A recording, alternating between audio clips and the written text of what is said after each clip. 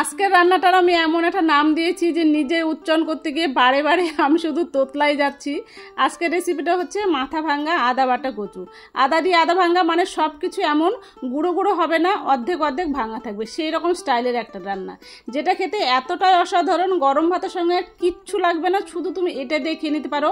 বিশেষ করে আমার মেয়ের মতন যারা কচু প্রেমী তাদের জন্য তো আজকের রান্নাটা ও হো কিছু আর বলার নেই, দারুণ দারুণ। বর্ষাকালে বাজারে কিন্তু প্রচুর কচু পাওয়া যায়, তাই ভাবলাম এই জনপ্রিয় রান্নাটা আজকে তোমাদের সঙ্গে রেঁধেই ফেলি।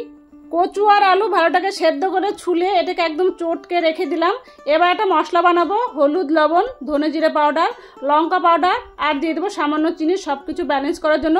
সব কিছুকে মিশিয়ে একটু জল দিয়ে রেখে দিলাম যেন মিশ্রণটা একটু ঘন হয়। এই রান্নাটার জন্য আমি এখানে আজকে বড় একটা কাতলা মাছের মাথা নিয়েছি, তবে তোমরা চাইলে যে কোনো অন্য মাছের মাথা দিয়ে রান্নাটা করতে পারো।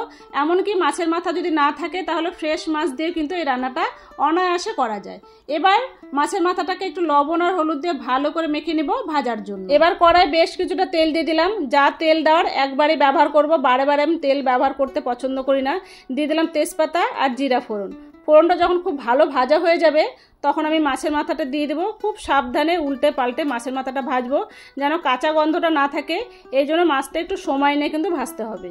এবারে যে আগে থেকে মশলাটা বানিয়ে রেখেছিলাম সেই মশলার পেস্টটা আমি এর মধ্যে দিয়ে দিলাম মাছের মধ্যেই মশলাটাকে সুন্দর করে কষাবো। যখন দেখবে একদম তেলটা ছেড়ে গেছে, কাঁচা গন্ধটা নেই, এই সময়ে মাথাটা অল্প অল্প করে ভেঙে দিবে, মানে খুব বেশি ভাঙার দরকার নেই, সেই যে আদা ভাঙ্গা। এবারে আগে থেকে সেদ্ধ করে রাখা কচু আর আলু আমি যে হাত দিয়ে চটকে রেখেছিলাম সেটা দিয়ে দিলাম মশলার মধ্যে। সব কিছু একসাথে খুব ভালো করে মিশাতে হবে। এবার একটু সময় নিয়ে এই কচুটা ভালো করে কষাবো যেন কচুর মধ্যে মশলাটা খুব ভালোভাবে ঢুকে যায়। যখন কষানো হয়ে যাবে তখন প্রয়োজন মতন জল দিয়ে দিলাম। এবার বেশ কয়েকটা কাঁচা লঙ্কা আমি ফাটিয়ে দিলাম, এতে টেস্ট আর ফ্লেভার কিন্তু দারুণ হয়। যতটা লবণ দরকার প্রয়োজন মতন লবণও আমি দিয়ে দিলাম। এবার আমি এটাকে ভালো করে মিশিয়ে দিলাম আর ঢাকনা দিয়ে ফুটতে রেখে দিলাম। গ্যাসটাকে কিন্তু আমি একদম কমাবো না, হাই হিটে ঝোলটাকে একদম খুব সুন্দরভাবে ফুটিয়ে নিব টকবক করে। দেখো আমার ঝোলটা কত সুন্দর করে ফুটে গেছে, এই দেখো, দেখেছো সুন্দর ফুটে গেছে। এবার আসবে আসল টুইস্ট, ঝোল নামানোর আগে যখন ঝোলটা একদম রেডি হয়ে যাবে তখন দিয়ে দেবো আদা বাটা। আমরা সাধারণত কি করি, রান্নার শেষে একটু গরম মশলা দিয়ে নামিয়ে নিই, সেই রকম আজকের রান্নাটা যখন হয়ে যাবে ঠিক নামানোর আগ দিয়ে তুমি আদা বাটাটা দিবে।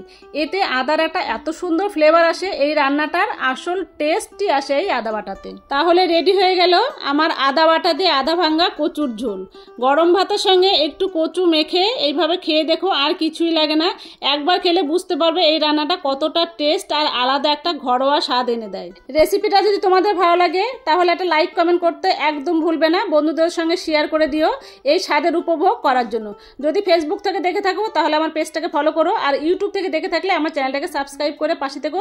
দেখা হবে নতুন একটা রেসিপি নিয়ে পরের ভিডিওতে। ততক্ষণ সবাই খুব ভালো থেকো, সুস্থ থেকো, এনজয় করো। Thank you.